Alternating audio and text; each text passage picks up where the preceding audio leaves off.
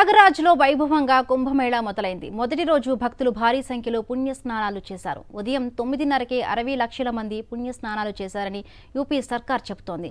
ఇవాళ ఒక్కరోజే 1 కోటి మందికి పైగా పుణ్యస్నానాలు చేస్తారని అంచనా. కుంభమేళాకు 40 కోట్ల మంది భక్తులు వస్తారని యూపీ సర్కార్ చెబుతోంది. కుంభమేళాకు సంబంధించి మరింత పూర్తి ఇన్ఫర్మేషన్ మా కరెస్పాండెంట్ వెంకటేష్ అందిస్తారు. వెంకటేష్.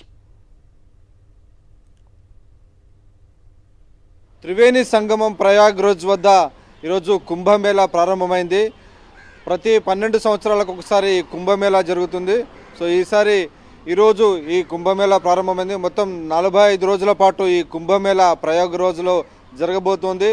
త్రివేణి సంగమంగా దీన్ని పిలుస్తారు. గంగా యమున నదులతో పాటు మిస్టికల్ సరస్వతి నది కూడా ఇక్కడ కలుస్తాయి. సో ఇది త్రివేణి సంగమంగా దీన్ని పిలుస్తుంటారు.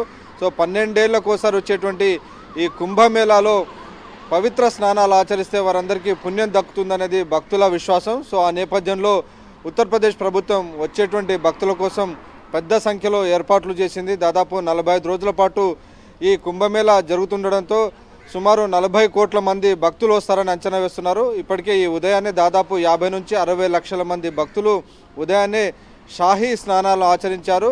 రేపు కూడా ఈ షాహీ స్నానాలు ఉండబోతున్నాయి. సో దాదాపు 6 ముఖ్యమైనటువంటి స్నానాలు ఉంటాయి. సో అందులో భాగంగా ఈరోజు రేపు 2 రోజుల పాటు షాహీ స్నానాలుగా పిలుస్తుంటారు. సో ఈ నేపథ్యంలో దానికి సంబంధించినటువంటి ఏర్పాట్లన్నీ కూడా పూర్తయ్యాయి.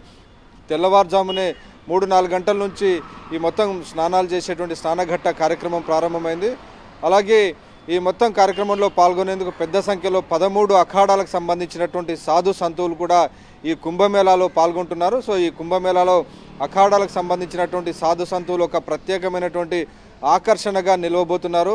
చాలా పెద్ద సంఖ్యలో వచ్చేటువంటి ఈ ఆధ్యాత్మిక ఉత్సవంలో ఎలాంటి అపశృతి దొరలకుండా పెద్ద సంఖ్యలో దాదాపు 50,000 మంది పోలీసులను బందోబస్తు కోసం నియమించారు.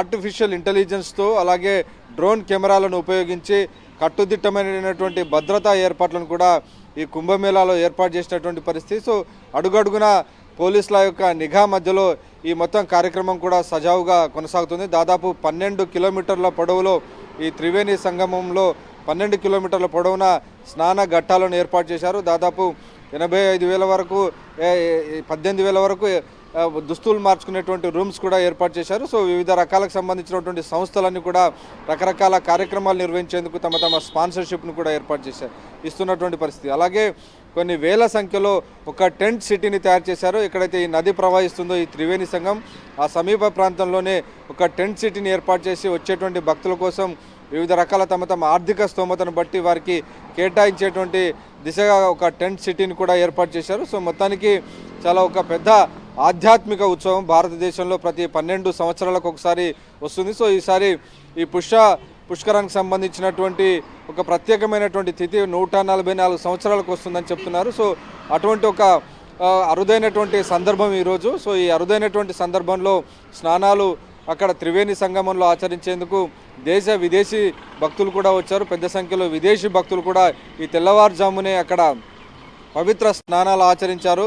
భారతదేశం యొక్క ఆధ్యాత్మిక ఉత్సవాన్ని ఆధ్యాత్మిక శోభను వారందరూ కూడా తనివి తీరా ప్రత్యక్షంగా కల్లారా చవి చూసినటువంటి సందర్భం మనకు కనబడుతుంది. వచ్చినటువంటి భక్తులందరూ కూడా చేసినటువంటి ఏర్పాట్లు కానీ ఇక్కడ వస్తున్నటువంటి ఆధ్యాత్మిక పరిమళంతో వారందరూ కూడా ఉత్తేజభరితులై ఆధ్యాత్మిక వాతావరణంలో వారందరూ కూడా ఆనందాన్ని పొందుతున్నటువంటి పరిస్థితి. సో మొత్తానికి దాదాపు 12 సంవత్సరాల తర్వాత 2012లో గతంలో వచ్చింది. సో మళ్ళీ ఈసారి 2025లో ఈ ఉత్సవం ప్రారంభమైంది ఈరోజు. సో మొత్తానికి ఈరోజు ప్రారంభమై సంక్రాంతితో ప్రారంభమై మహాశివరాత్రి రోజున ఈ మొత్తం ఉత్సవం ముగుస్తుంది. సో ఈ 45 రోజుల పాటు భక్తులు అక్కడ త్రివేణి సంగమంలో స్నానాలు ఆచరించి తమ ఇష్టదైవాలకు అక్కడ సమర్పణలు చేసిన తర్వాత వారి ఇష్టదైవాలను పూజించుకుంటే వారికి అనుకున్నటువంటి కోరికలు అనుకున్నటువంటి వారు నమ్మినటువంటి అన్ని విశ్వాసాలకు సంబంధించి అవన్నీ కూడా నెరవేరుతాయనేటువంటి ఒక భక్తుల యొక్క విశ్వాసం. సో ఆ నేపథ్యంలో ఇక్కడ అన్ని కార్యక్రమాలకు సంబంధించి నిర్వహించేందుకు అవసరమైనటువంటి ఏర్పాట్లన్నింటినీ కూడా